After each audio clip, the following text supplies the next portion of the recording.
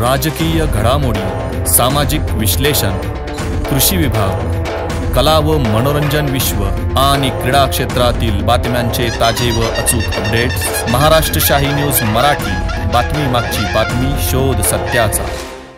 प्रिय ग्राहकांनो, लग्न कार्य समारंभ संसूत जवळच आली आहे। नवीन वस्त्र खरेदी करू इच्छित आहात तर मग आपल्यासाठी खास ऑफर व उत्तम क्वालिटी व दर्जेदार कपड्यांचे विश्वसनीय दालन Aditya collections and sari centre Sakurphata. इथे महिला मुलींसाठी आकर्षक dresses, 3 piece, jeans top, cord set, ladies wear, पुरुषांसाठी gents wear, jeans, T shirt, suiting, shirting, jacket, blazer, kurti, blanket, चादर, बेडशीट, पाइप, स्वेटर, जर्किंग, गरम कपडे स्वस्त आणि मस्त, क्वालिटी जबरदस्त। लग्न कार्यासाठी ग्राहकांना 9 साड्या होलसेल दरात, प्रत्येक खरेदीवर 10 ते 25% भरघोस अशी सूट। तर मग आजच भेट द्या आदित्य कलेक्शन साकुरफाटा। आमचा पत्ता पुणे नाशिक राष्ट्रीय महामार्गावरील उड्डाण पुलासमोर, साकुरफाटा, गुंजारवाडी पठार, तालुका संगमनेर। प्रोप्रायटर कैलाश गांजे पाटील। संपर्क क्रमांक 7028 76 38 67। महिलेला ज्या बंधनं घालून दिलेली आहेत त्या बंधनांना थोडंसं रीड करून मी आज तुमच्याबरोबर बोलणार आहे। आज राष्ट्रपती म्हणून एक आपली आदिवासी महिला पूर्ण राष्ट्राचं कामकाज कार्य सांभाळत आहे, आपल्या सर्वांचं नेतृत्व करत आहे एक महिला म्हणून। आणि दुसऱ्या बाजूला पाहिलं असता आज आपल्याला एका महिलेची इज्जत, आपल्याला एका महिलेला न्याय मिळवून देण्यासाठी एकत्र यावं लागत आहे। खरंच खूप दुःख होत आहे ह्या गोष्टीचं की एक महिला आदिवासी राष्ट्रपती म्हणून नेतृत्व करत आहे आणि एक महिला आदिवासी स्वतःच्या इज्जतीसाठी, स्वतःला न्याय मिळवण्यासाठी ती भांडत आहे की माझ्यावरती अत्याचार झालाय, माझ्यावरती परप्रांतीयांनी बलात्कार केला आणि मला न्याय मिळाला पाहिजे। खरं तर ती वणवण फिरत होती, घाबरून तिला धमकी देण्यात आली की तू जर ह्या ज्या गोष्टी आहेत ज्या आपल्या 4 भिंतीच्या आत घडल्यात त्या भिंती बाहेर जर गेल्या तर तुला संपवून टाकू, तुझा खून करू। तिच्यावरती विशेष सांगायची गोष्ट अशी की तिच्यावरती आभाळ कोसळलेलं आहे।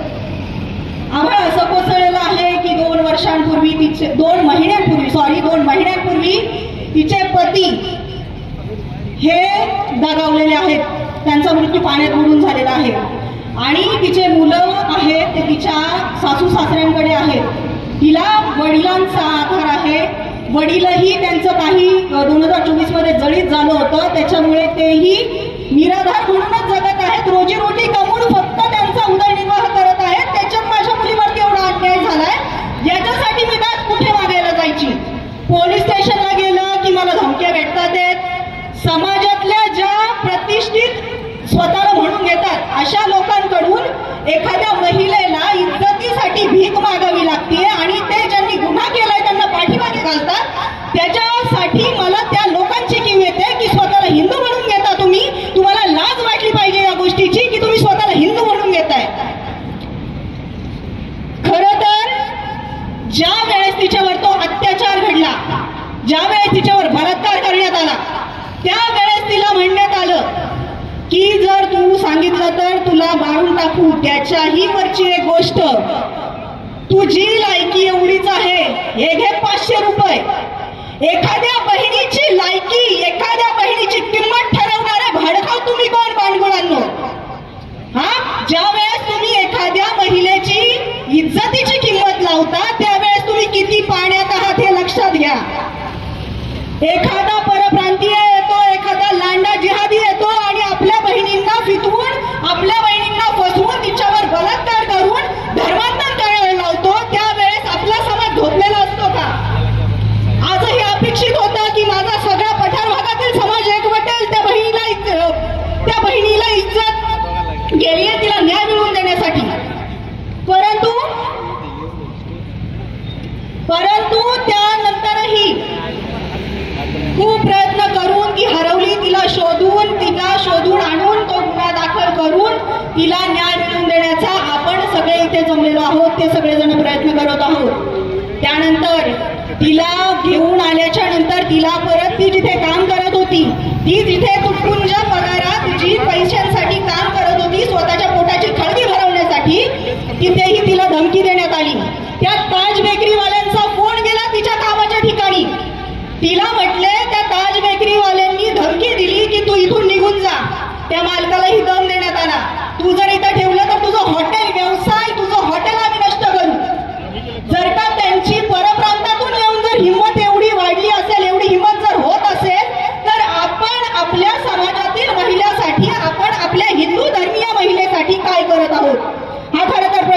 झालेला आहे. आजही उन्हाच्या झळा लागतात आणि म्हणून माझे सगळे दादा डोक्यावरती छोटीशी काहीतरी सावली धरण्याचा प्रयत्न करत आहोत. बरोबर, चटके बसतात ना सगळ्यांना. पण आता ज्या तिच्या इज्जतीला चटका लागलेला आहे आयुष्यभरासाठी, तो कसा चटका तुम्ही त्याच्यासाठी काय करणार आहात? मला तुमचा आवाज पाहिजे. इथं मी माझं बोलण्यासाठी किंवा माझं ऐकवण्यासाठी नाही जमले किंवा आपणही नाही जमलो. तुमचंही मत कळू द्या, तुमच्याही भावना व्यक्त करा आणि तुमचं म्हणणं ऐकून द्या सगळ्यांना की तुम्हाला काय वाटतंय त्या ताईसाठी.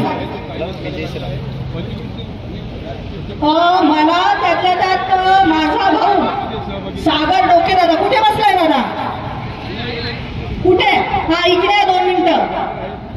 आम्ही पहिली मीटिंग घेतली त्यावेळेस हा माझा भाऊ उभा राहिला आणि म्हटला की ज्या वेळेस ताई तुम्हाला धमकी देतील, बरं एवढंच करून ते थांबले नाही, त्यांनी पैशांची ऑफर विकण्याचा, आम्हा सगळ्या कार्यकर्त्यांना विकत घेण्याचा प्रयत्न केला. ते म्हटले की एवढं घ्या, तोंड बंद करा. भावांनो, आम्ही हिंदू आहोत, लांडे नाही, विकले जाणार नाहीत आम्ही. तो विचार बंद करा, त्या संभ्रमात राहू नका. आणि एक गोष्ट सांगू इच्छिते पुन्हा एकदा की आपण जेवढे काही एकत्र आलेलो आहोत तेवढे पुरेसे आहोत. आपल्या ताईला न्याय मिळणारच आहे. त्यासाठी आपण शेवटच्या श्वासापर्यंत आपण तिला न्याय मिळवून देण्याचा प्रयत्न करणारच आहोत आणि तो मिळवून देणारच आहोत. शेवटचं एक बोलते, काशी में कला जाती न होती. काशी में कला काय म्हणतोय दादा? जय श्रीराम, जय शबरी माता, जय श्रीराम. अरे झोपले काय? आवाज येऊ द्या. ते पण तो पेटून उठला. जय शबरी माता, जय आदिवासी. बरं, धन्यवाद मला बोलण्याची संधी दिली आणि तुम्ही शांतपणे एवढ्या उन्हाच्या झळ्या सहन करून मला ऐकलत, त्यासाठी धन्यवाद. महाराष्ट्र शाही न्यूज मराठी, बातमी मागची बातमी, शोध सत्याचा.